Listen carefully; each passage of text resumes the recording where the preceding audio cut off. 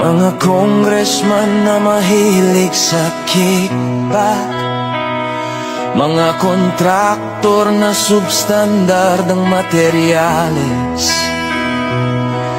mga tao sa DPWH na mukhang pera. Nasaan ang puso nyo? Saan ang konsensya? Ano kaya ang pakiramdam habang kayo'y nakahiga sa yaman? Kami nagsisiksikan, kami nilulunod sa baha ng inyong kasalanan.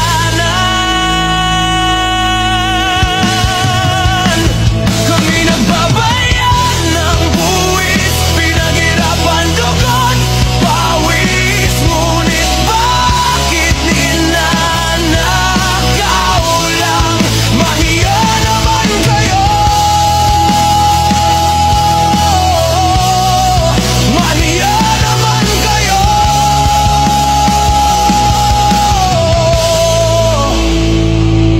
Ano kayang pakiramdam ng kontraktor na nakaupo sa mamahaling kotse, habang ang mga bata lumulusong sa baha para lang makapasok sa eskwela?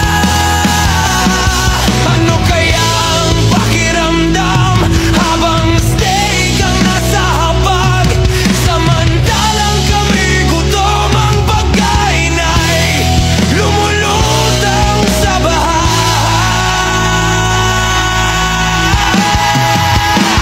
Kami nagbabayad ng buwis, pinaghirapan dugot, pawis, ngunit bakit ninanakaw lang? Mahiya naman kayo, mahiya naman kayo.